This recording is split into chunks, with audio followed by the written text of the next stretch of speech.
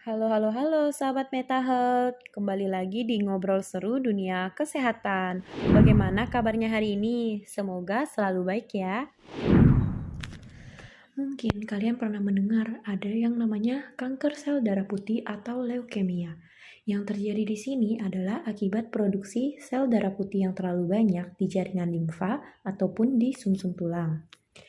Dalam kondisi normal, sel darah putih diproduksi dalam tubuh dengan membelah sel yang sesuai kebutuhan untuk melawan infeksi yang masuk dalam tubuh. Bagaimana ya terjadi leukemia? Penyebab leukemia sebenarnya belum diketahui pasti, namun diperkirakan di sini akibat perubahan genetik pada sel DNA, di mana bahasa medisnya dikenal sebagai mutasi genetik. Normalnya, dalam tubuh kita, peran dari sel DNA ini adalah untuk memerintahkan kapan sel terbentuk dan kapan sel itu harus mati. Sedangkan pada kondisi leukemia, sel ini menjadi terus membelah dan bertambah.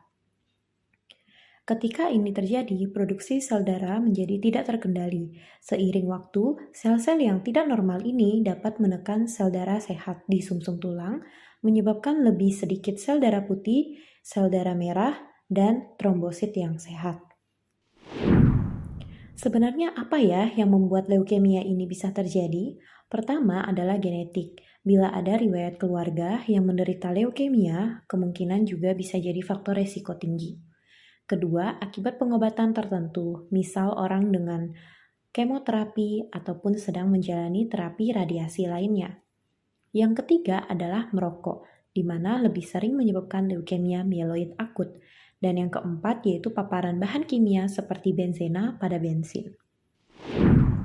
Beberapa gejala yang bisa timbul bila terkena leukemia adalah demam, mudah lelah, berat badan menurun, mimisan berulang, mudah memar, pembesaran kelenjar getah bening, pembesaran hati dan limpa, keringat berlebih pada malam hari, dan nyeri pada sendi dan tulang.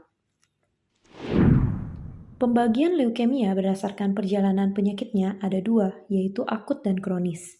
Leukemia akut terjadi akibat pembelahan sel darah putih yang cepat dan menumpuk di sumsum tulang. Sedangkan sel tersebut belum bisa melakukan tugasnya karena belum matang. Yang kedua yaitu leukemia kronis. Di sini pembelahan selnya lambat, jadinya sel darah putih yang dihasilkan tidak banyak, namun tidak matang juga, jadi tidak bisa berfungsi. Akhirnya menumpuk juga deh. Nah, kondisi di sini yang harus diwaspadai karena gejala munculnya lambat dan lebih sulit untuk diobati. Leukemia dibagi jadi 4 jenis berdasarkan selnya, yaitu leukemia limfositik akut, leukemia mieloid akut, leukemia limfositik kronik, dan leukemia mieloid kronik. Nah, pertama yaitu leukemia limfositik akut, di mana terjadi pembelahan sel yang banyak sekali di sini menggantikan sel yang sehat. Sel leukemia ini dibawa oleh pembuluh darah ke organ dan jaringan seperti otak, hati, kelenjar getah bening, dan testis. Gejala yang dapat muncul misalnya pilek, kelelahan, sesak nafas, demam, dan mudah memar atau berdarah.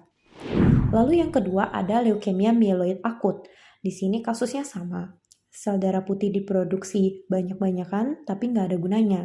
Paling sering di sini mengenai laki-laki, perokok, dan terkena kemoterapi maupun radiasi sebelumnya.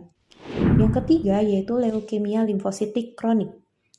Nah, biasa tumbuhnya karena sel limfosit yang nggak guna itu udah diproduksi banyak banget sama tubuh. Tapi cuma mandetin sel yang sehat doang. Padahal ada infeksi semuanya nggak bisa kerja. Nah, sel di sini akan menyebar ke getah bening. Di sini gejala mulai muncul. Munculnya pasti agak lama ya gejalanya. Kemudian yang terakhir yaitu leukemia mieloid kronik, di mana dari pembentukan sel-selnya yang di sumsum tulang dan dapat menyebar ke area tubuh lain. Sama seperti limfositik kronik, mieloid kronik juga perjalanan penyakitnya lama dan begitu udah ada gejala bisa muncul kelelahan, penurunan berat badan, serta demam dan pembesaran limpa. Nah, bagaimana nih untuk kita bisa tahu bahwa kita terkena leukemia? yaitu dengan tes darah dan aspirasi serta biopsi sumsum tulang. Kemudian sel-sel ini dilihat di bawah mikroskop. Lalu bagaimana ya untuk terapinya? Nah, untuk terapi perlu dikonsultasikan terlebih dahulu ya ke dokter karena ada beberapa terapi yang mungkin diperlukan seperti kemoterapi, terapi radiasi, ataupun transplantasi sel induk. Oke, mungkin itu saja yang dapat Meta Health bagikan pada segmen kali ini. Sampai bertemu di Ngobrol Seru Dunia Kesehatan segmen berikutnya. Jangan lupa mendukung channel ini dengan klik like, share, dan subscribe. Semoga bermanfaat. Salam sehat, salam Meta.